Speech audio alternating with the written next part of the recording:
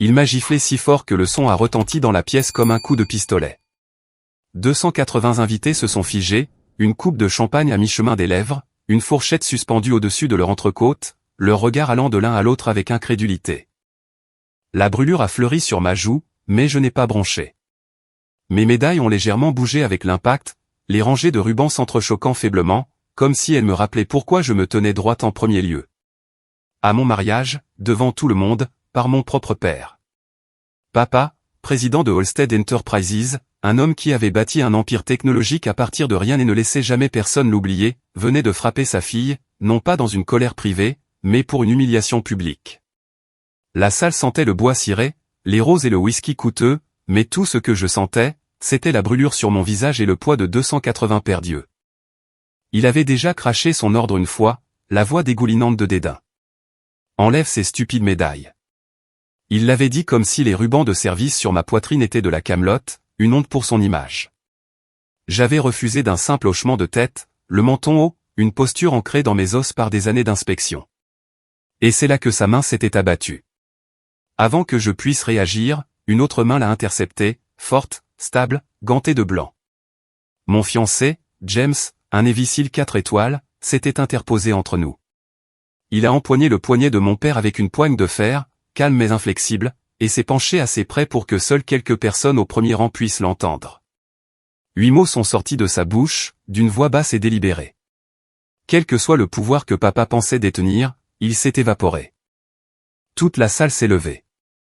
Ce n'était pas le chaos. C'était un jugement collectif. Une vague de mouvements, un verdict silencieux. Le PDG qui avait bâti son empire en commandant l'attention paraissait soudainement petit. Son visage s'est vidé de sa couleur, ses yeux fuyants comme un homme acculé. Ma joue brûlait encore, mais ma fierté n'a pas vacillé. Je me suis redressé. Parce qu'à ce moment-là, je n'étais pas seulement une fille. J'étais un officier décoré, une femme qui avait porté son fardeau dans des déserts et sur des ponts de navires à l'autre bout du monde. Vous vous demandez probablement comment nous en sommes arrivés là. Pourquoi un père giflerait sa fille le jour de son mariage? Pourquoi un uniforme, la seule vérité que j'ai jamais possédée, a pu déclencher une telle fureur? Pour comprendre ce moment dans la salle, vous devez savoir d'où je viens. J'ai grandi dans une maison où le pouvoir était la monnaie et l'amour était rationné comme des dividendes trimestriels. Papa était le genre d'homme qui mesurait la valeur en marge de profit et les conversations au dîner par qui il pouvait impressionner au country club. Il portait des costumes sur mesure comme une armure, fumait des cigares qui sentaient le cuir brûlé et conduisait des voitures qui coûtaient plus cher que les maisons de certaines familles. Pour le monde extérieur, il était plus grand que nature. Pour moi, il était un mur que je ne pouvais jamais escalader. Dès que j'ai su marcher, mon chemin était tracé dans sa tête. École préparatoire, Ivy League, un siège au conseil d'administration et, finalement, le bureau du directeur de Halstead Enterprises. Il n'élevait pas des enfants. Il cultivait des héritiers. Ou du moins, c'est ce qu'il pensait faire. Mais même enfant, je n'ai jamais vraiment correspondu à son plan. Pendant que mes frères jouaient au golf et étudiaient les bilans, j'étais celle qui lisait en cachette des livres d'histoire militaire sous les couvertures la nuit. À table, quand papa se lançait dans des conférences sur les fusions et les tendances du marché, je me surprenais à regarder par la fenêtre le drapeau qui claquait dans le vent du soir, me demandant ce que ça ferait de mériter le droit de le saluer. Papa m'a surprise une fois en train de repasser son vieil uniforme du ROT qui avait été relégué au fond d'un placard. Il a ri, mais pas gentiment. Ne perds pas ton temps avec ces bêtises. Les soldats reçoivent des ordres, les PDG en donnent. C'était sa philosophie en une seule phrase. J'ai appris très tôt que dans son monde, les uniformes étaient inférieurs aux costumes, le service inférieur au statut, et les médailles, eh bien, les médailles étaient stupides. Alors pourquoi ai-je porté les miennes à mon mariage? Pourquoi les-je défier en sachant pertinemment comment ils réagiraient? Parce que les médailles n'étaient pas que du métal et du ruban. Elles étaient l'histoire de ma vie. Chacune représentait de la sueur, des cicatrices. Des nuits sans sommeil, des décisions prises dans le feu de l'action. Ce n'étaient pas des parures. C'étaient des preuves. Je les ai méritées dans des déserts sous un soleil qui arrachait la peau des os, dans des mers qui ballottaient les navires comme des bateaux jouets, dans des nuits où le seul son était le crépitement d'une radio et les prières silencieuses des hommes à mes côtés. Et je les ai méritées en silence aussi. Des lettres sans réponse, des appels ignorés, des étapes franchies sans les applaudissements d'un père. L'ironie, c'est que ces médailles avaient plus de poids que n'importe quel certificat d'action que papa ait jamais signé. Elles étaient lourdes d'histoire. Elles n'étaient pas pour la parade. Elles étaient pour la survie. Quand papa m'a frappé, je n'ai pas seulement senti une gifle. J'ai senti l'aboutissement de décennies de mépris, l'incarnation de chaque silence, de chaque moquerie, de chaque fois qu'il m'a regardé et n'a pas vu une fille, ni un officier, mais un échec à suivre son scénario.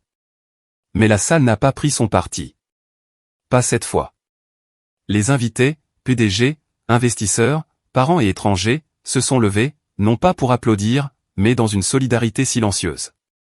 Et dans la mer de costumes sur mesure et de robes de créateurs, j'ai senti le regard de ceux qui comptaient le plus. Mes frères d'armes, les SEALS avec qui j'avais versé mon sang. Leurs yeux brûlaient, non pas de pitié, mais de fierté. L'empire de papa avait toujours été bâti sur sa capacité à commander les salles. Mais dans cette salle, l'autorité a changé de camp. Avec 8 mots d'un cil, avec 280 personnes se levant pour défier l'arrogance, l'équilibre du pouvoir a basculé. La brûlure sur ma joue persistait, mais autre chose aussi. La clarté. J'ai réalisé que je n'avais pas besoin de l'approbation de papa pour valider mon chemin. Mes médailles, mes vœux, ma vie, il n'était pas à lui de les commander. Pourtant, ce moment n'est pas sorti de nulle part. Il couvait depuis des années, façonné par une enfance de contrôle, une jeunesse de rébellion et une carrière taillée dans des endroits que papa n'a jamais pris la peine de regarder. Si vous voulez comprendre le poids derrière cette gifle, et pourquoi la salle s'est levée pour moi au lieu de lui, alors vous devez savoir où tout a commencé. Et cela a commencé bien avant que je n'enfile un uniforme. Je suis né dans la richesse, mais pas dans la chaleur. Notre maison se dressait au sommet d'une colline près de Boston. Un monument de verre et de pierre au succès, rempli de fauteuils en cuir, de peintures à l'huile et de silence. L'allée était assez longue pour engloutir une douzaine de voitures. Mais le trajet du portail à la porte semblait toujours plus long, car on savait ce qui attendait à l'intérieur. Papa, Richard Halstead, fondateur et PDG de Halstead Enterprises, traitait la maison comme une salle de conseil et la famille comme des employés. Il croyait en l'efficacité, la discipline et l'ordre, pas en l'affection. Son uniforme quotidien était un costume gris sur mesure, une cravate nouée avec une précision militaire, des chaussures si bien cirées qu'on pouvait y voir son reflet. Il entrait chaque soir par la porte d'entrée comme un général revenant de campagne, jetant ses clés sur la table en marbre et s'attendant à ce que le dîner soit sur la table à 18h30 précise. Nous n'étions pas une famille. Nous étions un emploi du temps. Mes frères, 2 aînés, un plus jeune, étaient préparés comme des héritiers de l'Empire. Chaque samedi matin, papa les emmenait au club, leur apprenant le swing de golf et les tendances du marché comme si un putter et un portefeuille étaient les seuls outils dont un homme avait besoin pour survivre. Il leur parlait d'investissement, de levier financier et d'héritage. Avec moi, sa seule fille, il parlait d'apparence. Tu seras jugé par celui que tu épouseras, pas par ce que tu feras, a-t-il dit plus d'une fois. Alors garde le menton haut, souris quand on te parle et ne fais pas honte à la famille. Pour lui, j'étais une pièce sur un échiquier, une future épouse destinée à sceller des alliances, pas quelqu'un avec ses propres ambitions. Ma mère était le contrepoids doux. Elle aimait les livres, l'art et les moments calmes qui se glissaient dans les fissures de la vie réglée de papa.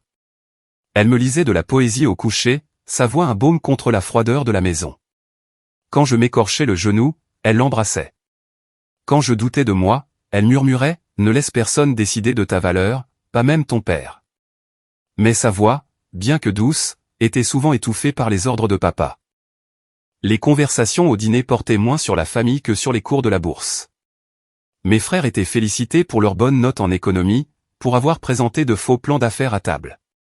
Moi, pendant ce temps, je parlais de mes projets d'histoire sur la guerre d'indépendance ou de ma fascination pour la marine, et papa me coupait d'un geste dédaigneux. Ceux qui ne peuvent pas bâtir des fortunes font la guerre, disait-il. Ce n'est pas toi. Tu es plus intelligente que ça. Ou du moins, tu pourrais l'être. Ce n'était pas seulement de la désapprobation. C'était du dédain. Il y a une nuit dont je me souviens vivement. J'avais 12 ans, assise à la longue table en chêne sous le lustre. Mon bulletin venait d'arriver et j'avais fièrement montré mon A en éducation civique. J'ai expliqué à papa que je voulais rejoindre le programme junior du ROTC à l'école. Je pensais que peut-être, juste peut-être, il serait impressionné par mon initiative, par ma discipline. Il n'a même pas levé les yeux de son steak. Ridicule, a-t-il dit. Marcher en uniforme bon marché ne mettra pas de nourriture sur la table. Mais papa, ai-je commencé. C'est une question de service, de leadership. Il a claqué son couteau, l'argenterie cliquetant contre la porcelaine. La pièce est devenue silencieuse. Ne gaspille pas ta salive. Tu ne rejoindras aucun programme qui t'apprend à saluer. Les Olmsted sont salués. Nous ne saluons pas les autres. Je suis restée assise là, les joues brûlantes, les yeux rivés sur mon assiette. Mon frère a souri en coin, moitié amusé, moitié soulagé. Ce n'était pas lui dans la ligne de mire. Ma mère a tendu la main sous la table et a serré la mienne. C'était le seul réconfort que j'ai eu.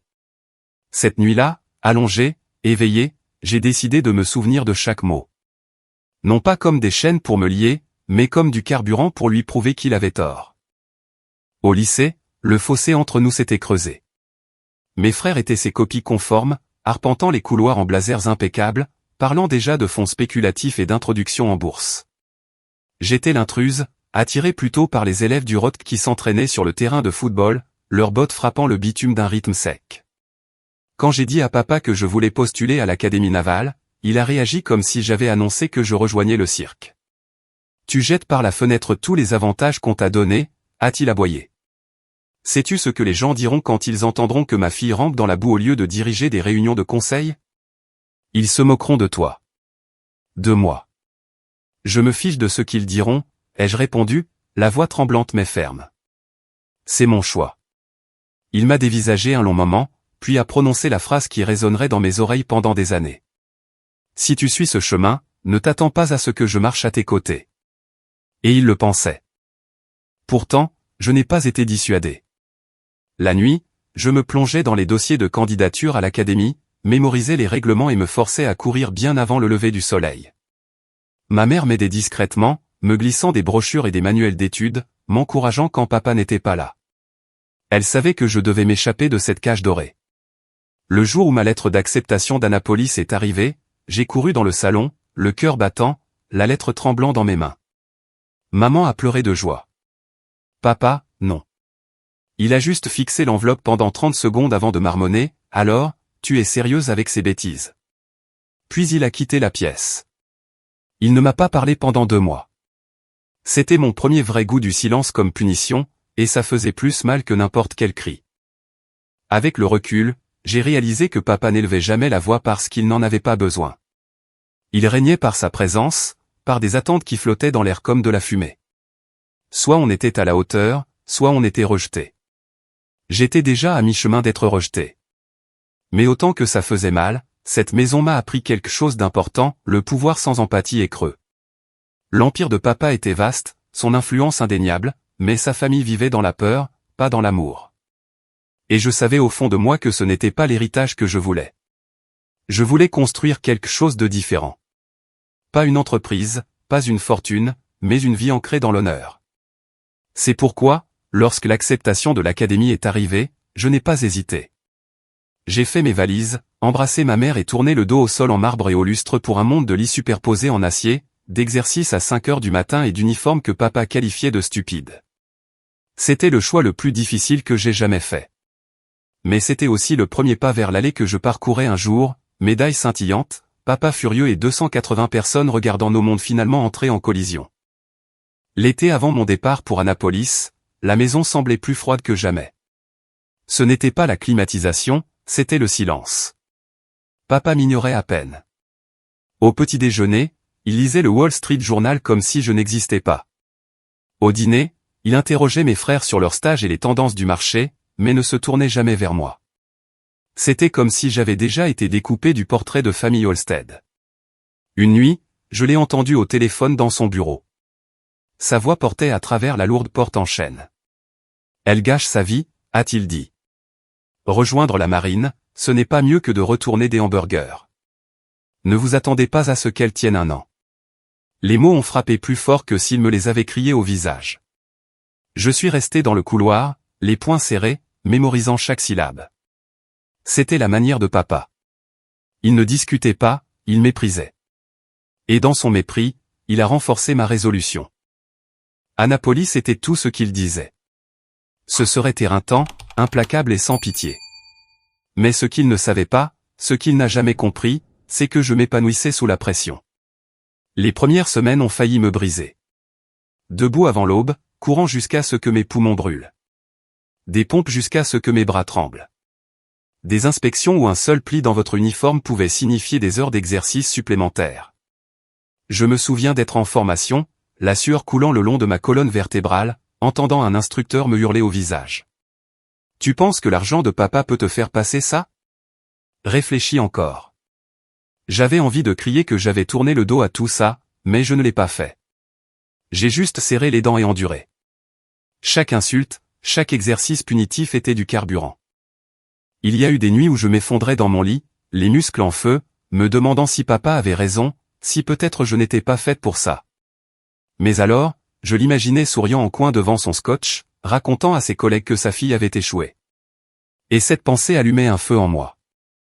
L'échec n'était pas une option. En deuxième année, j'ai commencé à trouver mon rythme. J'ai étudié plus dur que jamais dans ma vie.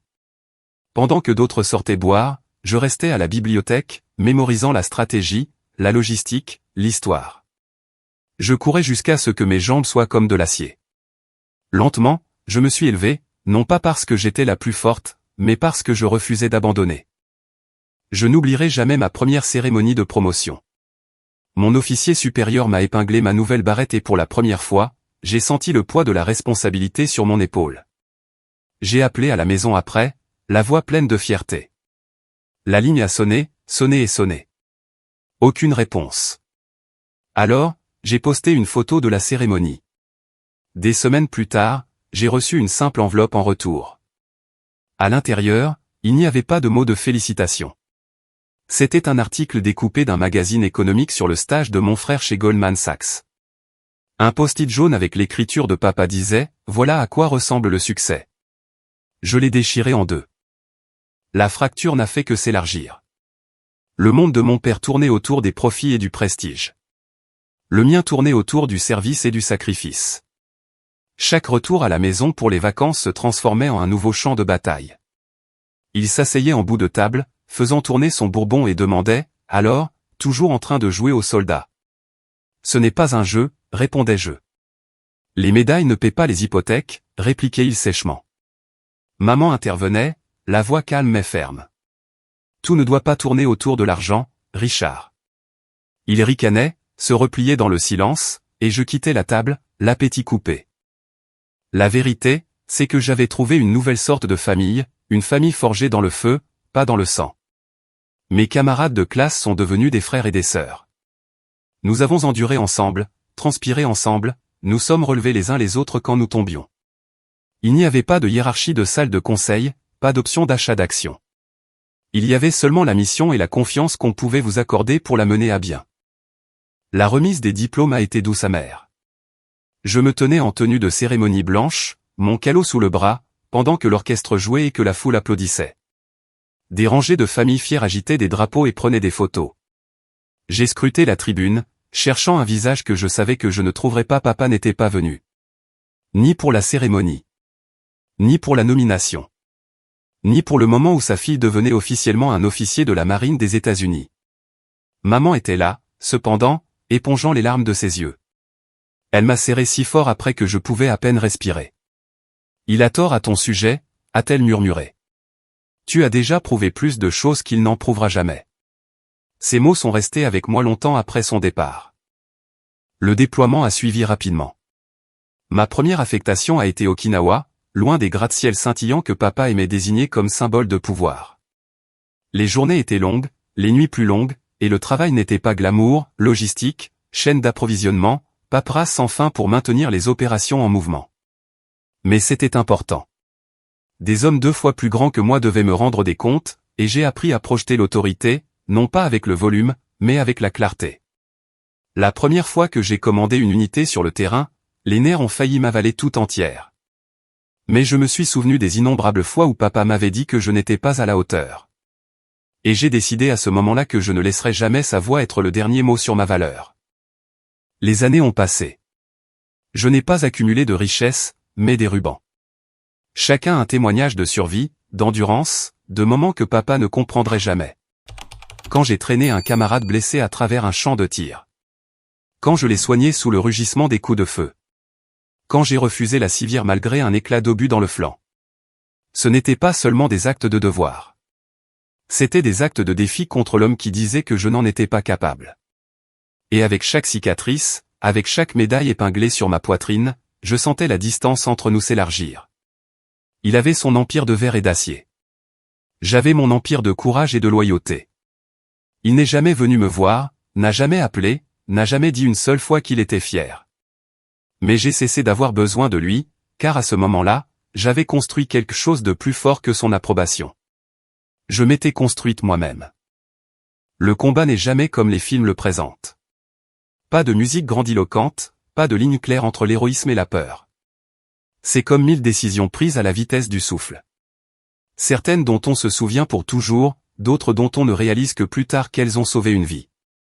Je l'ai appris à la dure une nuit où le ciel au-dessus du golfe ressemblait à du pétrole et où la radio sonnait comme un cœur qui saute un battement. Nous menions un exercice conjoint qui s'est transformé en une véritable urgence. Les renseignements ont changé, un convoi ami s'est trop éloigné d'une route sûre et le désert a décidé d'avaler nos plans. Je n'étais pas censé être en première ligne. J'étais celle que le presse-papier aimait, celle avec les cartes, les manifestes et le travail peu glamour de maintenir chaque ligne en activité.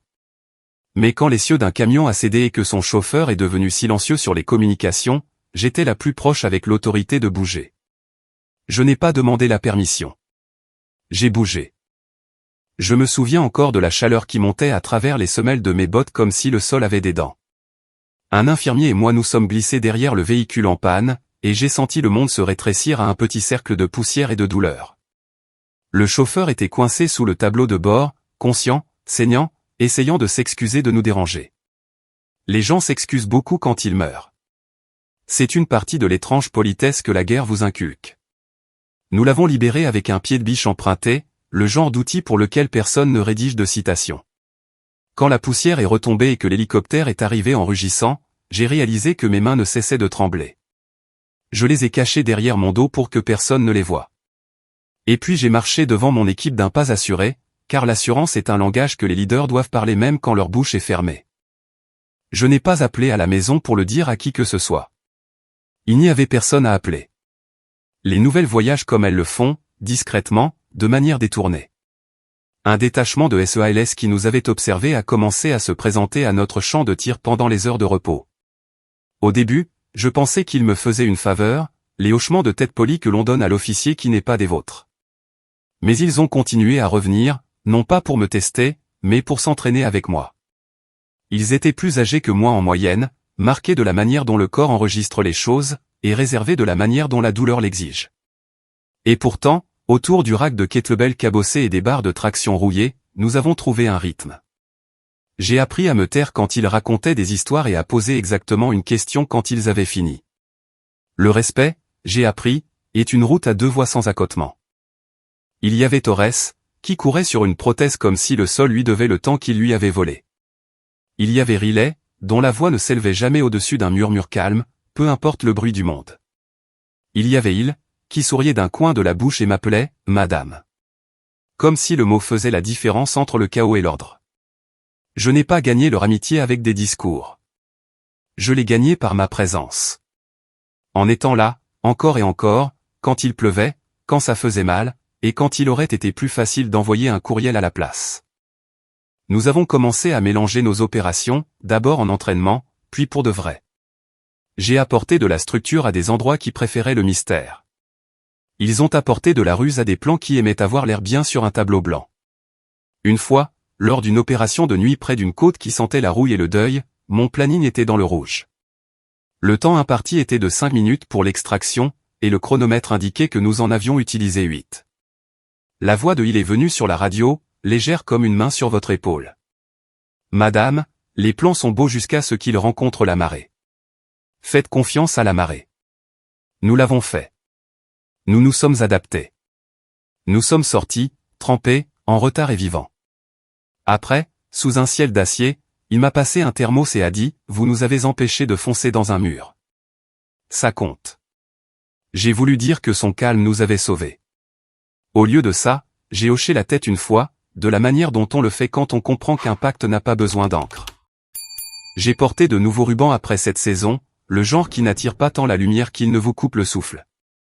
J'ai envoyé une photo à ma mère, une habitude que je ne pouvais pas abandonner, même si je savais que la maison où elle vivait ressemblait plus à un musée qu'à un foyer. J'ai reçu une petite carte en retour, de son écriture bouclée. Fier de toi. Je l'ai toujours été. Sois douce avec ceux qui ne le diront pas à voix haute. Je l'ai lu 3 fois, puis je l'ai glissé à l'arrière de mon portefeuille, derrière ma carte d'identité militaire, comme une amulette. 1 mois plus tard, l'appel est venu de mon père, non pas à moi, mais au bureau de mon commandant. La bureaucratie a tendance à être cruelle avec ce qui est personnel. Quand j'ai finalement eu le message, il était déjà vieux, ta mère est en soins palliatifs. Stade avancé. Il y avait une fenêtre de tir si je pouvais obtenir une permission. Le genre de fenêtre que la vie referme souvent pendant que vous remplissez le formulaire pour la demander. J'ai pris l'avion pour rentrer quand même, atterrissant dans une ville qui me semblait être un vieux costume qui ne m'allait plus.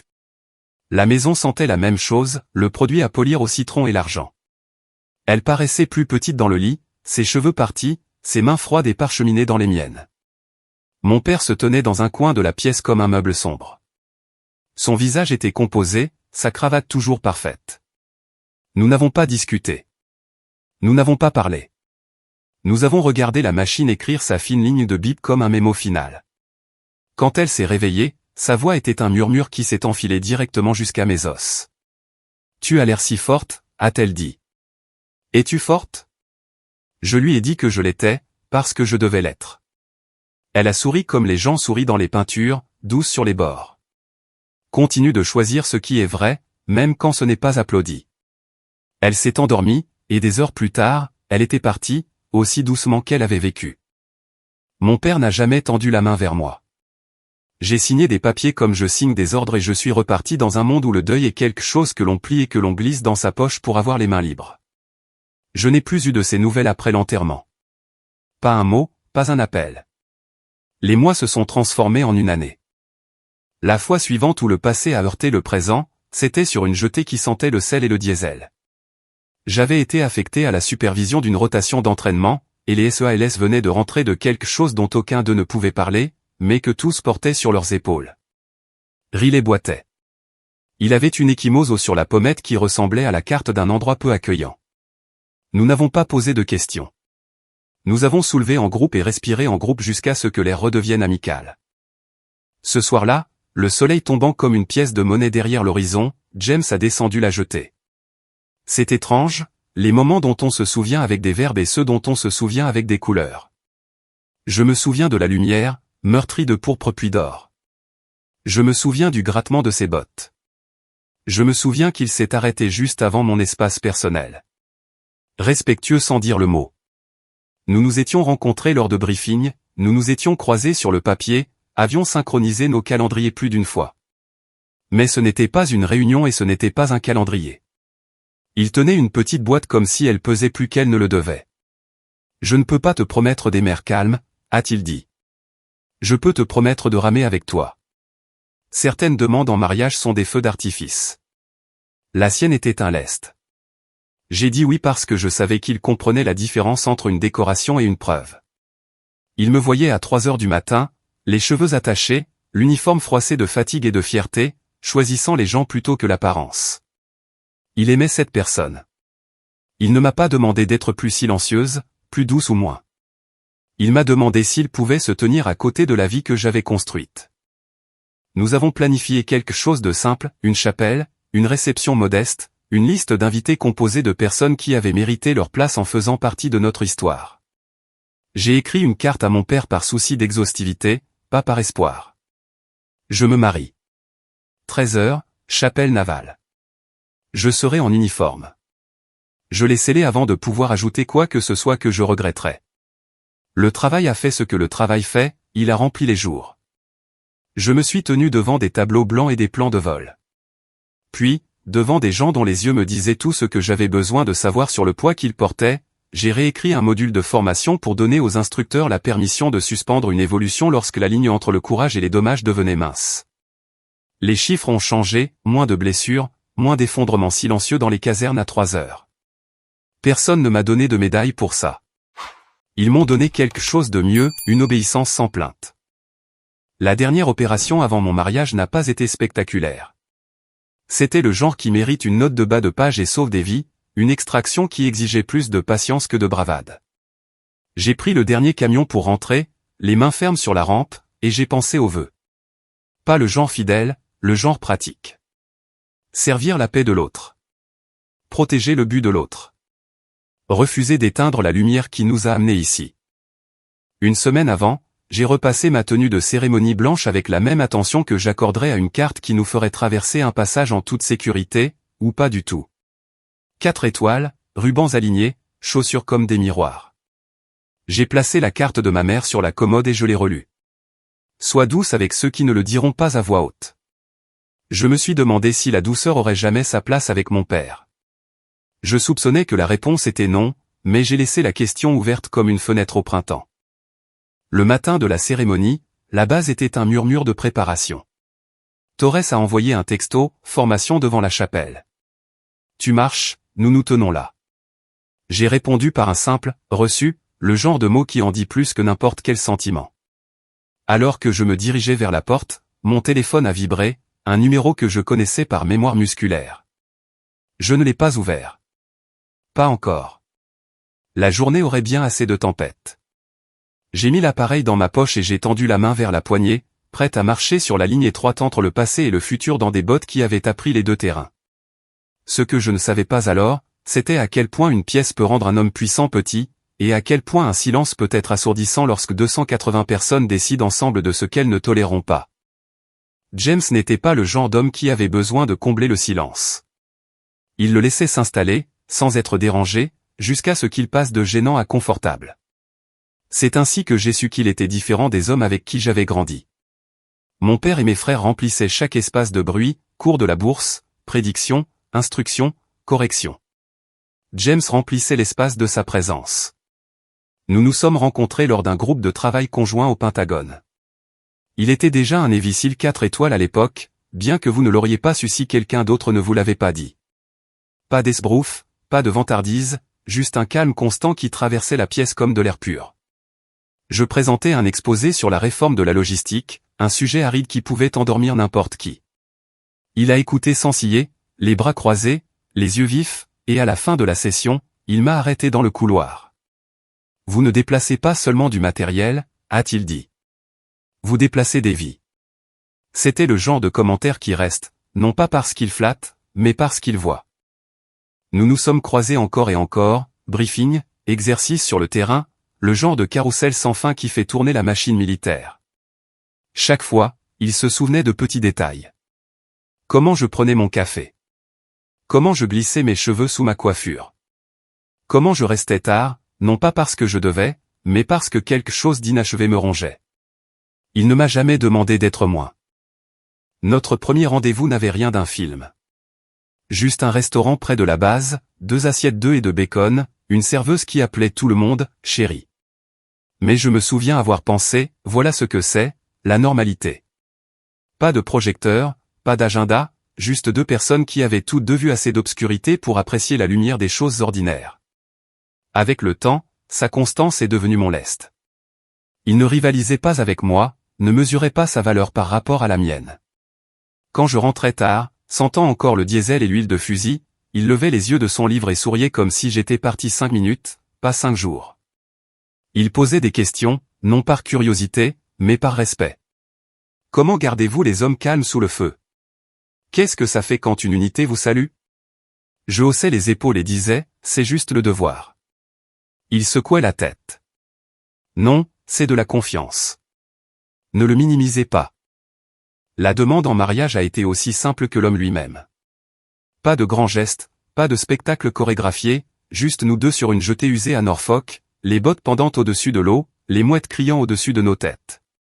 Il a tendu une petite boîte simple et a dit, « Laisse-moi servir à tes côtés », ou que cela signifie. Je n'ai pas pleuré. Je n'en avais pas besoin. J'ai juste dit oui, parce que je savais déjà. Lorsque nous avons annoncé nos fiançailles, la réponse de mon père est arrivée. Non pas par appel ou lettre, mais par le silence. Des semaines plus tard, quand je l'ai finalement vu lors d'une réunion de famille, il m'a coincé près du bar. Son verre de bourbon luisait dans la faible lumière. « Tu porteras une vraie robe », a-t-il dit sèchement. « Pas ce costume. Pas devant mes amis. Tu ne me feras pas honte. »« Je ne t'épouse pas », ai-je répondu. « Je l'épouse lui, et je porterai ce qui dit la vérité. » Sa mâchoire s'est crispée. « Comprends-tu à quel point c'est humiliant ? Les gens chuchoteront. Ils se moqueront de toi. » Alors qu'ils se moquent, ai-je dit. Au moins, je saurai que je ne mens pas, il s'est détourné, marmonnant dans son verre. Mais je savais que les lignes de bataille étaient tracées. Planifier le mariage a été simple par conception. James ne voulait pas d'un cirque, et moi non plus. Nous avons choisi la chapelle navale, lignes épurées, vitraux qui captaient le soleil du matin, bancs usés par des années de main et de prière. La liste des invités était modeste, amis proches, camarades, quelques membres de la famille à qui je parlais encore. Les SEALS en ont entendu parler, bien sûr. Je ne les ai jamais invités formellement, mais un par un, ils m'ont dit « Nous serons là ». Torres a souri, sa jambe prothétique tapant sur le sol. « Tu nous as fait traverser l'enfer. On ne va pas te laisser marcher seul jusqu'à cet hôtel. » J'ai essayé d'argumenter. Ils ont secoué la tête. Non négociable. Une semaine avant la cérémonie, j'ai écrit une carte à mon père. Non pas par espoir. L'espoir m'avait été arraché il y a longtemps, mais par souci d'exhaustivité. Les mots étaient courts. Je me marie ce samedi. 13h, chapelle navale. Je serai en uniforme. Je l'ai scellé avant de pouvoir douter de moi-même. La veille, la tradition du mariage nous a séparés, James et moi. Il est resté avec un ami proche. Je suis resté dans les quartiers de la base. À minuit, j'ai repassé mon uniforme, la seule vérité que j'ai jamais portée. Chaque ruban aligné, chaque bouton poli, les chaussures reflétant les lumières du plafond comme des flaques d'eau. Alors que je lissais les poignets, mon téléphone a vibré sur la table de chevet. Un message d'un numéro que je connaissais par cœur mais que je n'avais jamais enregistré. 5 mots. Tu regretteras ça demain. J'ai fixé l'écran un long moment. Pas de choc, mais de la clarté, car c'était exactement qui il était et exactement qui je n'étais pas. J'ai posé le téléphone face contre table, j'ai pressé un dernier pli dans le tissu blanc et j'ai murmuré à la pièce vide, demain, je marcherai en étant moi-même. Le matin s'est levé, vif et clair, le genre de ciel bleu marine que l'on ne voit qu'au printemps. Mon estomac était calme. J'avais fait face aux mortiers et aux mitrailleuses. Qu'était une confrontation de plus avec l'homme qui n'avait jamais cru en moi. Devant la chapelle, mon équipe s'est rassemblée en formation, médaille scintillante, le dos droit. Certains que je n'avais pas vus depuis des années. Tous sont venus sans qu'on leur demande. Prête, a demandé-il doucement. J'ai hoché la tête. Prête. Ce que je ne savais pas, c'était à quelle vitesse la journée allait basculer. Comment le besoin de contrôle d'un père allait déborder en un moment qui réduirait au silence 280 invités et le laisserait pâle comme la pierre. La chapelle sentait légèrement le cèdre et le poli quand je suis entré ce matin-là. Mes talons frappant le sol en pierre avec un rythme qui me calmait plus que n'importe quelle prière. La lumière du soleil filtrait à travers les vitraux, se brisant en éclats de rouge et d'or sur les bancs. C'était calme, presque révérencieux, comme si la pièce connaissait le poids de ce qui allait se dérouler. 280 sièges avaient été réservés, chacun occupé par quelqu'un qui représentait un morceau de mon monde divisé. D'un côté, des PDG, des investisseurs, des hommes et des femmes en costume sur mesure avec des sourires aiguisés par des années de salles de conseil et de bilan. C'était la foule de mon père, rassemblée moins pour me célébrer que pour juger les apparences. De l'autre côté, des uniformes, des SEALS, des marines, des marins, des hommes avec qui j'avais été entraîné, avec qui j'avais versé mon sang, avec qui j'avais enterré des amis. Ils n'étaient pas là pour les apparences. Ils étaient là pour moi. La tension était visible dans le vide entre ces deux groupes, un gouffre plus large que n'importe quelle allée. Je me tenais à l'arrière de la chapelle, flanqué de Hill et Torres, tous deux dans leurs propres uniformes. Torres s'appuyait légèrement sur sa prothèse, son expression calme mais inflexible. Il ajusta ses poignets, puis me jeta un petit sourire en coin. « Vous ressemblez à un commandant sur le point d'entrer sur le champ de bataille, dit-il. » Je souris faiblement. C'est à peu près la même sensation. La différence, ajouta Torres, c'est que cette fois, nous marchons avec vous. Leur présence me stabilisait. Je n'en avais pas besoin, mais cela comptait quand même. Les invités chuchotaient en m'apercevant. L'uniforme était impossible à ignorer. Des rangées de rubans bordaient ma poitrine, chacun un chapitre de sacrifice. Les 4 étoiles sur mon épaule semblaient briller plus fort sous la lumière du soleil que les diamants au poignet de la moitié des femmes. Du premier rang, le regard de mon père transperçait l'air. C'était le seul homme dans la chapelle qui ne chuchotait pas, ne bougeait pas, ne sciait pas. Son smoking était plus noir que minuit. Sa cravate nouée avec la précision d'un homme qui ne pouvait pas se permettre d'erreur. Il ressemblait à l'incarnation du pouvoir, du moins jusqu'à ce que vous remarquiez la tension dans sa mâchoire, la façon dont sa main serrait sa canne un peu trop fort. Quand nos yeux se sont croisés, il a haussé un sourcil comme pour dire « Ne me teste pas ». La musique a commencé doucement, un orgue jouant les notes processionnelles, montant comme une marée. Ma poitrine s'est serrée, non pas de nervosité, mais de clarté. Chaque pas dans l'allée ressemblait moins à la marche d'une mariée qu'à une marche vers la vérité. Les SEALS m'avaient prévenu. Nous nous lèverons si quelqu'un vous regarde de travers. Je les croyais. Ce n'étaient pas des hommes de menace en l'air. À mi-chemin de l'allée, j'ai aperçu James à l'hôtel. Il portait un costume bleu marine impeccable, simple, ancré comme lui. Ses yeux ont brillé quand il m'a vu, non pas de surprise, il savait que je porterais l'uniforme, mais de quelque chose de plus profond. Le respect. L'appartenance. Pour la première fois depuis des années, j'ai senti les pièces de ma vie s'aligner. Mais avant même que je ne l'atteigne, la tempête a éclaté. Papa s'est levé de son siège au premier rang. Le mouvement, lent, délibéré, conçu pour attirer tous les regards. Il est entré dans l'allée, me forçant à m'arrêter net. Un murmure a parcouru la pièce. L'orgue a faibli, les notes se coupant comme un souffle retenu trop longtemps. Il m'a regardé de haut en bas, ses lèvres se retroussant en un ricanement qui portait plus de mépris que les mots ne pourraient jamais le faire. Puis il l'a dit, d'une voix assez forte pour que toute la chapelle entende. Enlève ces stupides médailles. Les mots sont tombés dans le silence comme des pierres dans l'eau calme. La foule s'est tendue. J'ai pu entendre quelqu'un halter à l'arrière. Ma gorge s'est nouée, non pas de honte, mais du poids de toutes les années qui avaient mené à ce moment. J'ai redressé ma colonne vertébrale, rencontrant son regard sans broncher. Non, ai-je dit simplement. Pendant un instant, le monde a retenu son souffle, puis sa main est partie. La gifle est venue plus vite que je ne m'y attendais, un claquement qui a résonné contre les vitraux. Ma joue a brûlé. Ma tête a basculé sur le côté, mais mes pieds n'ont jamais chancelé. Des halètements ont éclaté. Un verre s'est brisé quelque part près de l'arrière. Pendant une fraction de seconde, la pièce s'est figée dans l'incrédulité. Avant que je puisse réagir, James a bougé. Il s'est avancé, sa main se refermant sur le poignet de mon père avec une poigne qui n'admettait aucune discussion. Calme, stable, délibéré, de la manière dont seul un homme qui avait affronté de pires tempêtes pouvait l'être. Il s'est penché, sa voix basse mais assez tranchante pour couper, 8 mots qui ont réduit la pièce au silence.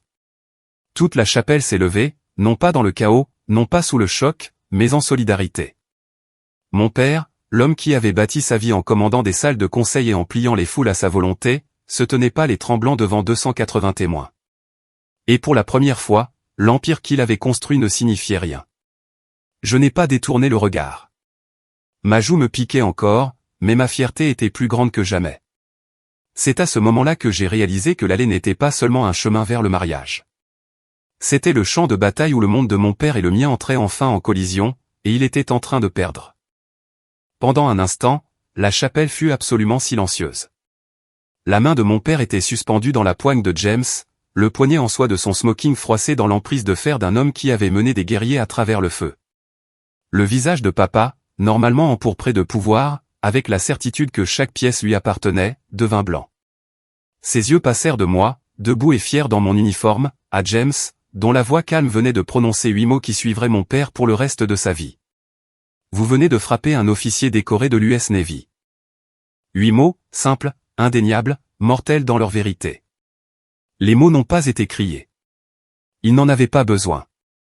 Ils portaient le poids de 4 étoiles et l'autorité de chaque homme dans cette salle qui savait ce que signifiait servir. Le silence fut rompu par le son de 280 personnes se levant comme un seul homme. Costume, robe, uniforme, tous debout. Personne ne leur a donné d'ordre. Personne n'a demandé. Ils se sont levés parce qu'ils savaient où se trouvait l'honneur. Mon père a essayé de parler, sa bouche s'ouvrant comme un homme sur le point de se lancer dans une tirade de salle de conseil, mais aucun mot n'est venu. Il avait passé sa vie à contrôler les récits, à réduire au silence la dissidence avec de l'argent et de l'intimidation. Mais ce n'était pas une table de conférence.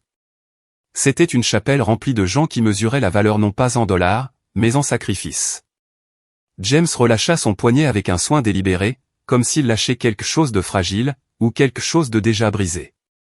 Papa recula d'un demi-pas, frottant l'endroit où il avait été tenu, l'empreinte de l'humilité gravée plus profondément que n'importe quel échymose ne pourrait le faire. Je sentais encore ma joue palpiter à cause de la gifle, mais la douleur n'avait plus d'importance. Elle s'était transformée en carburant.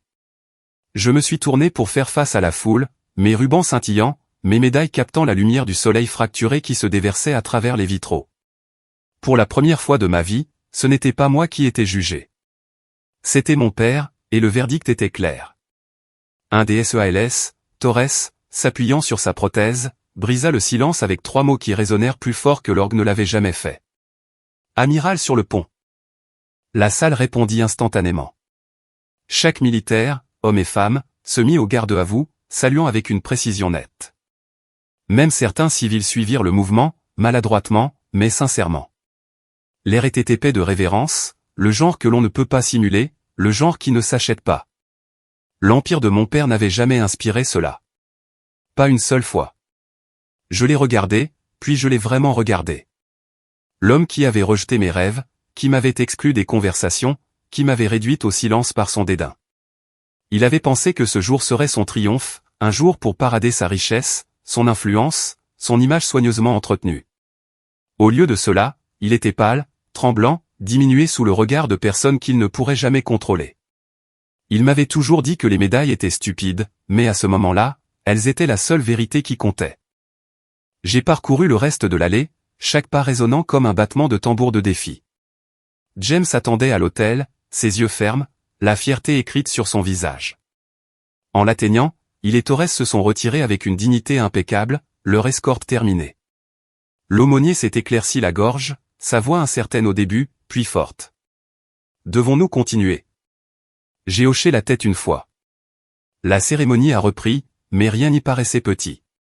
Chaque vœu, chaque mot portait le poids de ce qui venait de se passer. Quand James a pris mes mains et a promis de servir non seulement mon corps, mais ma paix, j'ai senti la brûlure sur ma joue s'estomper en quelque chose de bien plus grand, la justification.